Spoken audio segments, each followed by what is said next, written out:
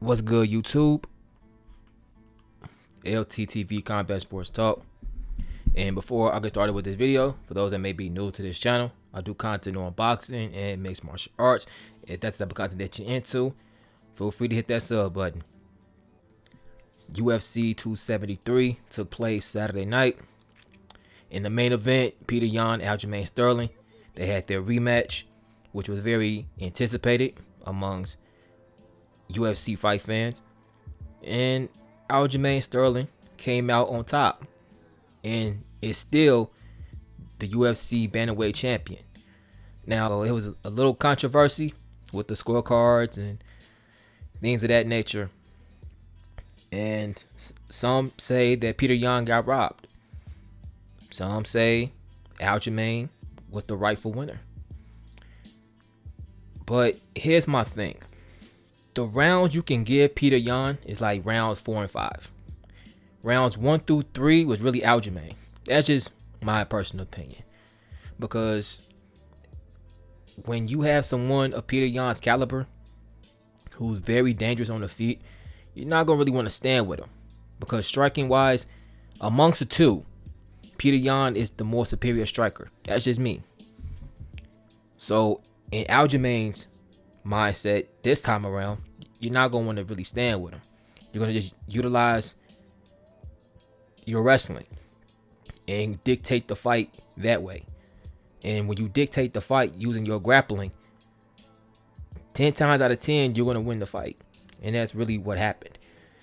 Now, should Aljamain have given up rounds 4 and 5? Personally, no. Because when you do that, you leave the room for error, which you really shouldn't. Because if you want, the chapter is closed, but I think those two will face off again later down the line. But to put the exclamation point on something like this, you want to at least win at least 4 out of the 5 rounds. Just to be clear that there's a clear winner. Not to say Aljamain didn't win clearly, because he did. To put the stamp on it, winning 4 out of the 5 rounds would have been more satisfying. But split decision or unanimous decision, a win's a win. So Aljamain, just like any other fighter, they'll take the W. But when you look at the scorecards, 2 out of the 3 judges had Aljamain winning 48-47. And then you look at those within the MMA media, majority of them had Aljamain winning. So I'm not seeing the robbery here. I'm just not. If Petr Yan did enough round 1, because from what I heard, he really wasn't doing anything much in round 1. He kind of was pressuring Aljamain, but he really didn't create much offense within the first 2 minutes and 20 seconds of the fight in the first round. And Aljamain was the more aggressive fighter. He was utilizing his body kicks and really just being more active. So that's what screwed him over. If he was more active in round 1 and he won round 4 and 5, we'll have a different story. So me personally, I thought Aljamain did right this time. He utilized his wrestling. He didn't waste the takedown. He was very effective using his wrestling. And he came out victorious in the end. So I'm not, personally, I don't really see how people can say that Petr Yan was robbed. That's just, I don't see it.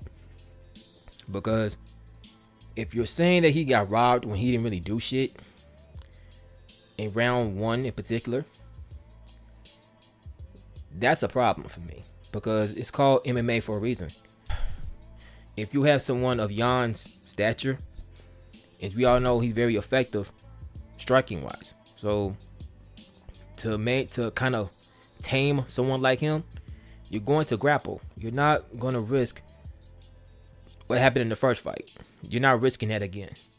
With the doubts and the criticism that Aljamain has faced in the last 13 months. You're not doing that again. You're going to utilize your grappling skills and take it from there. And I thought that Ray Longo and his coaches in Las Vegas combined, they all came up with a good game plan. And Aljamain he stuck to it and he came out on top. And he walked out of Jacksonville the bantamweight champ. And he savagely called out TJ Dillashaw in his post-fight interview with Joe Rogan. I like that fight, me personally. TJ, he was okay against Corey Sandhagen. I think that fight was last summer, if I'm not mistaken, like July or August.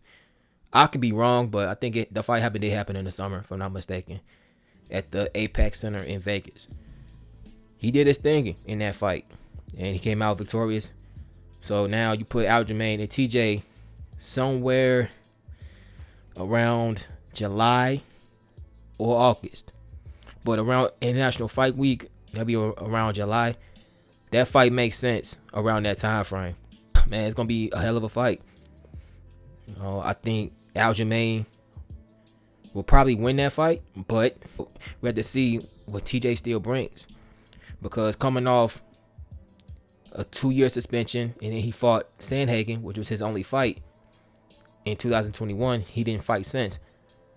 So off that fight, can you really let's say that TJ can beat Aljamain Sterling? I can't say that. Just off of that one fight he had a year ago. I can't say that. But overall though, I like the fight. I can't wait to see it.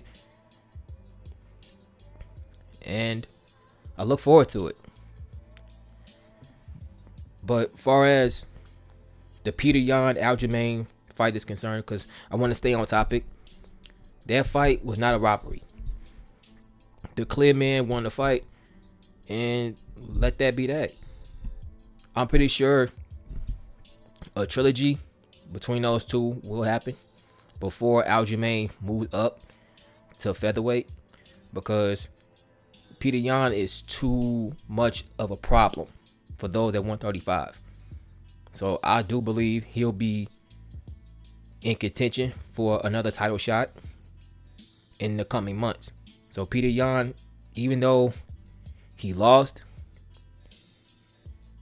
he still is a name at bantamweight, and whoever they match him up with, he definitely will make a statement in his next fight, because I'm almost positive that he will be a number one contender once again. I can't say when it'll happen, but given his skill set and given how he is striking wise and some underrated grappling, he will be in the championship conversation. There's no way in the hell that Aljamain is not going to have to face that man a third time before he leaves bantamweight. It's impossible, because Petr Yan is that elite of a fighter, and I gotta give him that. So my personal opinion, those two will be fighting each other again. So Aljamain, congratulations to him, but rest assured, Petr Yan and Aljamain will see each other again. The chapter is closed for right now, but that chapter will be reopened sooner rather than later. I want to get you guys' thoughts on that fight. Was it a robbery? Did Aljamain do enough? And also, will Aljamain and Petr Yan fight a third time in the coming month from now? These are my questions I have for you guys. Leave your thoughts down in the comment sections down below.